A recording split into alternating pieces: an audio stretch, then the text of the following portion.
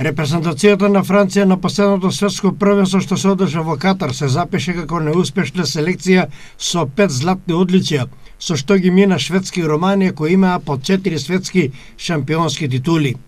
Франција од денес па се до 29 јануари ќе има честа да биде домаќин на овој јубилеен 25-ти поред светски ракометен самит на кој ќе настапи и репрезентацијата на Македонија. Во составот на нашата селекција се 19 ракометари, предводени од селекторот Лино Червар.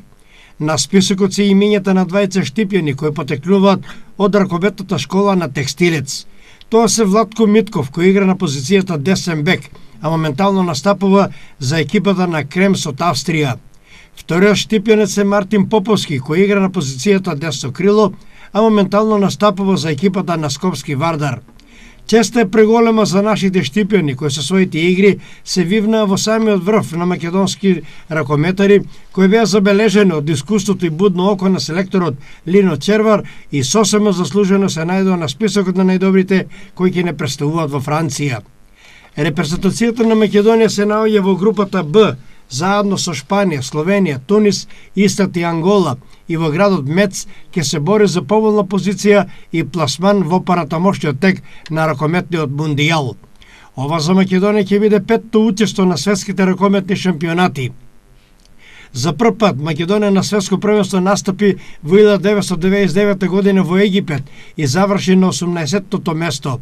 Втор пат Македонија настапи на шампионатот во Хрватска во 2009 година, кога го освои 11-тото место. Трето учество на Македонија на светско првенство беше во 2013 година во Шпанија, кога го освои 14-тото место. Четвртото учество на Македонија беше во Катар во 2015, каде што заврши во баражот. Капитенот на македонската репрезентација Кирил Лазаров е единствениот ракометар кој е настапил на сите светски првенства досега, а интересно, Кирил Лазаров го држи и рекордот на постигнати голови. Ова спектакуларно стварување на нашиот капитен се случи на светското првенство што во 2009 година се одржа во Хрватска.